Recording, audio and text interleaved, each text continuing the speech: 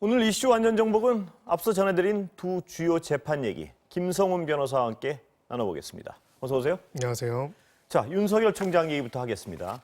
지금 심리 진행되고 있는 거죠. 쟁점이 뭔가요?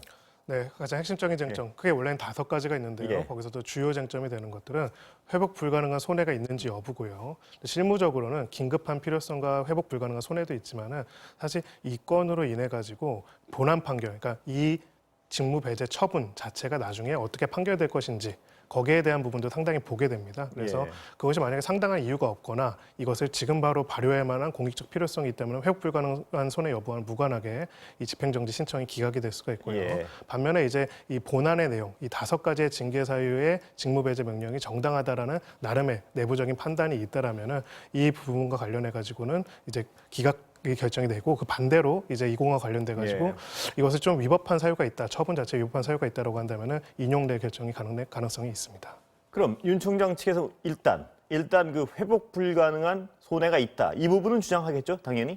네, 그렇습니다. 일단 임기제 총장의 임기 동안에 이렇게 판단이 내려지게 된다면은 자신이 어떻게 보면 임기를 제대로 못 채우게 되고요. 또 현실적으로는 나중에 그렇다면 이것이 본안에서 직무배제 명령이 별도로 다투어지더라도 판결이 이루어지기까지는 최소한 6개월에서 1년 이상이 걸립니다. 예. 임기가 이미 다 끝나는 거죠. 예. 그때 만약에 이게 무효로 판단이 되더라도 직무배제 명령이 무효가 된다고 해가지고 다시 뭔가 돌아와서 임기를 할 수 있는 건 예. 아니기 때문에 이 부분을 주장할 가능성이 높고요. 다만 이제 실무적으로는 이렇게 직무를 배제하는 명령 같은 경우에는 그동안에는 회복 불가능한 개인적 손해가 있다라고 봐서 이제 이거에 대해서 소위 말해서 집행정지를 받아들여준 경우 케이스들이 별로 없었습니다. 아, 예. 그렇기 때문에 그런 부분에 대해서 종합적으로 검토할 것이고 아마 이제 법무부 쪽에서 가장 큰 이제 주장할 부분은 이미 뭐 징계 절차도 앞두고 있고 그렇기 때문에 효력 정지를 할 특별한 실익이 별로 없다라는 예. 주장을 할 가능성이 높고요. 여기와 관련돼 가지고 이제 만약에 이 효력 정지가 안 되고 또 이어서 이제 징계 절차까지 이루어지게 된다면 사실상 이 부분과 관련돼 가지고는 검찰청법상 검찰총장의 임기를 수행할 수 없다는 굉장히 중대한 공익적인 예. 문제가 있다는 것을 윤 총장 측에서는 계속 주장할 가능성이 높습니다. 자, 그렇다면 일단 법무부 측에서는요. 내일 모레 징계위원회 열리기 때문에 이 직무 정지에 대한 어떤 회복할 수 없는 손해는 절대 없다. 이걸 일단 본안 내용과 상관없이요. 이걸 네. 주장할 것이고. 네, 그렇죠? 그렇습니다. 본안이 위법하냐 안 하냐를 따지기도 전에 그거면 이미 사유는 없다. 이 주장이죠. 법무부 네, 쪽은. 그렇습니다. 일단 네. 특별한 실익이 없다는 것이고요. 예. 아마 기존의 선례에서 이렇게 어떤 직무배제 명령에 대해서 효력 정지를 인정한 사례가 거의 없음을 예. 들어서 이제 이렇게 한다면 사실상 직무배제 명령 자체의 효과를 완전히 제거하게 되는 형상이 나타나기 때문에 예. 이런 부분은 신중해야 한다는 얘기를 할 거고요.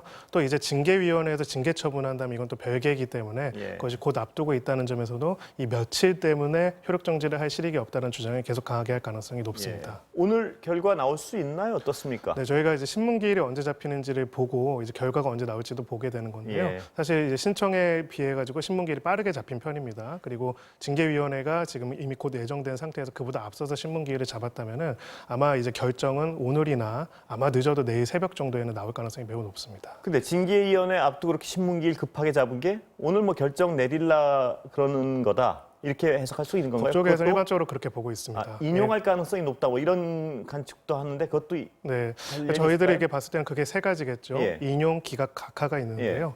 만약에 이제 이거에 대해서 인용과 기각한다면 사실상 지금 이 둘러싼 모든 처분의 정당성에 대해서 상당히 윤 총장 쪽의 이제 입장을 어떻게 보면은 예. 손을 들어주는 입장이 될 수도 있습니다. 예. 사실 재판부로서 굉장히 어떻게 보면 부담스러운 것이죠. 신문기일을 만약에 이제 징계위원회의 날짜 임박하거나 그 이후로 잡았다면 사실은 이거는 더 이상 권리 보이기 없어서 그냥 각하됐을 것입니다. 예. 어떻게 보면 좀 회피할 수 있는 거죠. 그럼에도 불구하고 이제 이거를 신문기일을 빠르게 잡았고 그리고 결정을 빠르게 내린다면은 아마 여기에 대해서는 재판부가 일응의 판단을 할 것으로 보이고 그렇다면은 만약에 그냥 어차피 이것을 기각할 것이라면은 굳이 신문기일을 이렇게 빠르게 잡을 필요가 있을 것인가 이런 이야기들을 하고 있습니다. 법무부로서는 별로 기분 좋은 상황은 아니군요. 지금 하여튼 그렇습니다. 전망이. 이제 최대한 일단 신청이 들어갔을 때부터 신문기일이 뒤늦게 잡히거나 임박해서 잡히기를 원했을 텐데 30일이라는 굉장히 빠른 시간에 잡혀 있고요. 또 내일은 또 감찰위원회도 열릴 예정이기 때문에 여러 가지 부담스러운 상황이라고 할 수가 있습니다. 예.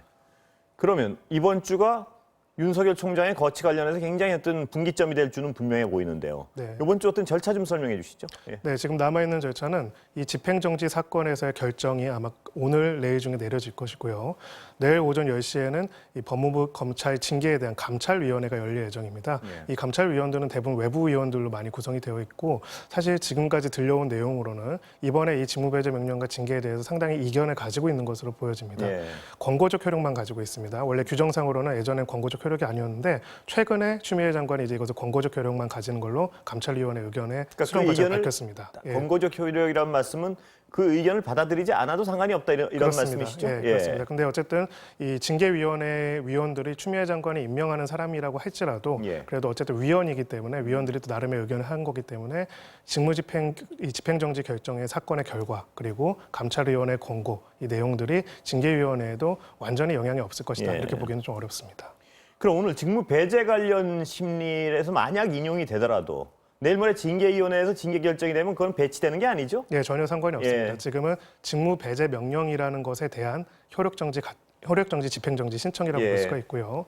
이제 그거와 별개로 징계 처분 자체에 대해서 다투는 소송은 또 별도로 제기할 수가 있습니다. 그러면 만약에 인용 결정이 내려지고 그러면 윤 총장의 경우는 하루 이틀 일한 다음에 다시 징계를 받을 수도 있는 사안이죠. 이게. 그렇습니다. 그래서 다시 징계로 만약에 해임 처분이나 예. 면직 처분이 난다면은 아마 거기에 대해서도 소위 말해서 효력 집행정지 신청을 예. 낼 것이고요. 다른 소송도 거기에 대한 또 필요하다는 본안 소송을 할 말씀이시죠? 가능성이 높아 보입니다. 예. 그렇다면 이 결론은 이번 주에 가장 중대한 어떤 여러 고비를 거치겠지만 법적 소송까지 생각하면 계속 지루하게 이어질 가능성이 있는 상황입니다. 네, 그렇습니다. 그래서 아마 이제 오늘의 이 집행정지 사건의 결론, 그리고 내일의 감찰위원회의 결론, 그리고 또 그 다음 날에 소위 말해서 징계위원회의 결론을 볼 것이고요. 그거랑 또 조금 더 가까운 쪽으로는 아마 해임 처분이 내려진다면 여기에 대해서도 또 효력정지 소송을 따로, 신청을 예. 할 것이기 때문에 여기에 대한 것들도 아마 금명간 또 결론이 나올 것으로 보이고요. 각각의 처분의 본안 소송은 굉장히 시간이 많이 걸릴 것으로 보여집니다. 예. 일단 이 사태를 바라보는 시선은 두 가지가 극명하게 엇갈리는 것 같습니다. 예를 들어서 네. 검찰 내부에서는 다수가 지금 어떤 부당한 권력의 압력이다. 총장 해임권이 아닌데 해임을 시켰다. 이런 여론인 건 검찰 내부에서는 분명해 보입니다. 그렇습니다. 어떻습니까? 대검 차장도 오늘 뭐 한마디 했던 것 같은데요. 네, 뭐 대검 차장도 이제 철회해달라라고 이야기를 예. 했고요. 주된 취지는 이제 그 검찰 개혁이라는 대의가 이제 윤석열 총장을 해임하는 것으로만 달성되는 것이 아니라 오히려 그로 인해서 역효과가 날 수 있는 부분도 있지 않느냐. 검찰의 대부분 지금 대검 구성원들이 차장의 어떤 그렇죠. 발언 그 요지 말씀하시는 그런 요지가 이제 거죠? 그런 취지로 이야기를 하고 있고요. 이제 어떻게 보면 대검 차장이자 이제 대검의 2인자라고 할 수가 있는데 그런 취지에서 간곡하게 이제 철회를 요청한 상황이고요. 일반적으로는 이제 이 결론 이 내용을 제대로 파악해가지고 문제되는 경우에 책임이 져야 한다. 여기에 대해서는 그렇게 더는 이견이 없다고 저는 생각을 예. 합니다. 다만 이제 듀 프로세스라고 하죠.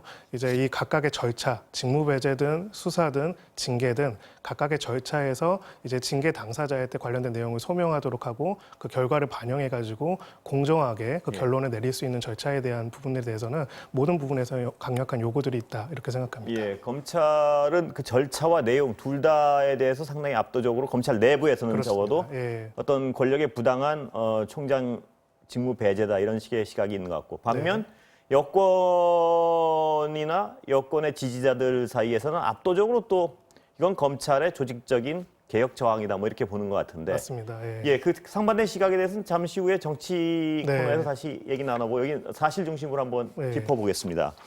그러면 윤 총장 내일 모레 징계위원회 자체도 내일 모레 결정 나는 건 아니죠.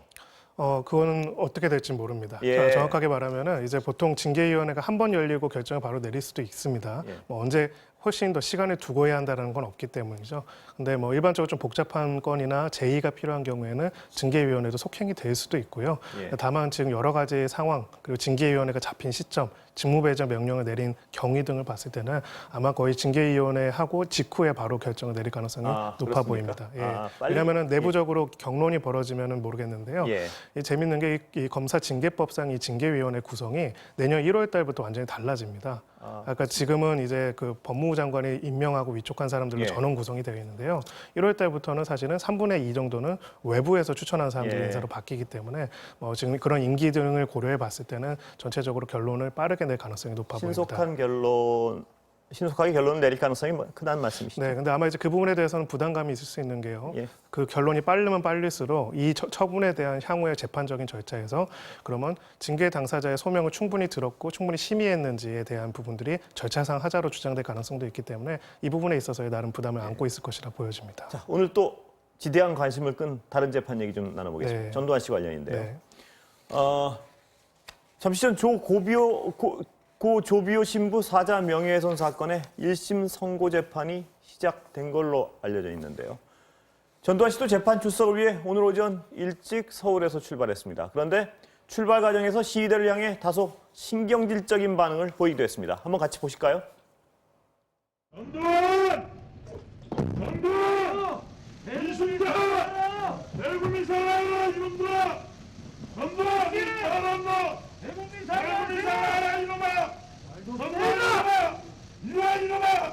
내 이놈! 전두환! 전두환 씨! 전두환 이놈! 내 사랑아! 대국민 사랑하라 이놈아!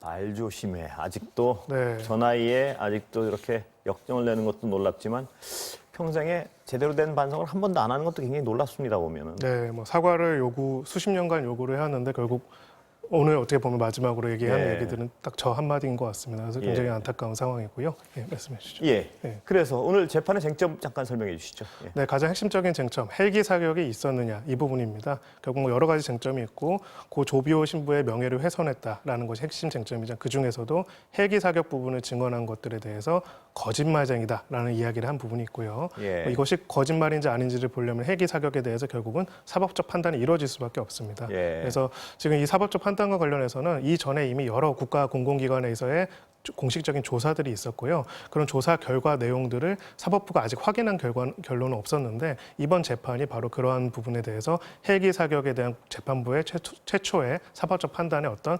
시발점이 될 것으로 보여집니다. 그 말씀하신 대로 사법부의 어떤 판단으로 이 역사적 사실이 분명히 정리되는 오늘 날인데요. 그래서 네. 더욱 어떤 그 결과가 궁금한데 네. 어떻습니까? 이 오늘 내일 결론이 나오겠죠? 저건 어떻습니까? 네, 저도 뭐 선고를 오늘 예. 한다면 이미 재판부가 결론을 내렸다라고 예. 볼 수가 있고요. 뭐 결론을 봐야겠지만은 지금 사실은 헬기 사격과 관련해 가지고는 굉장히 많은 증거와 자료들, 과학적 분석들이 수집이 돼서 예. 사실은 공적인 차원, 국가의 공공 영역 차원에서는 이미 어느 정도 결론이 났습니다. 예. 헬기 사격이 있었고 당시에 관련된 당사자들의 증언도 있고 또 심지어는 그 명령을 받았고 했다라는 사람들의 진술도 확보된 상태고요. 예. 무엇보다도 헬기 기총 소사의 흔적에 대한 국가에서의 감식 결과까지 나왔습니다. 네. 사실은 이제는 사법부가 이 부분에 대해서 인정을 하고 판단을 해서 정리만 하면 되는 어떻게 보면 그런 상황이라고 볼 수가 있고요. 사법적 판단으로 역사에 기록되는 그렇습니다. 그런 네. 정리가 오늘 나올 것 같은데요. 네. 오늘 정리가 나오고 그다음에 많은 국민의 소원은 어떤 전두환 씨가 제대로 된 사과를 한 번이라도 좀 하는 모습을 봤으면 하는 바람이 있는데 그럴 것 같지는 않습니다. 분위기 보니까. 네, 예. 오늘 아까 그 장면에 하는 나와 있던 태도 딱 보니까. 그것이 지금 앞으로도 계속 할 태도가 아닐까 그렇게 생각합니다. 예, 오늘 말씀 여기까지 듣겠습니다. 감사합니다. 감사합니다.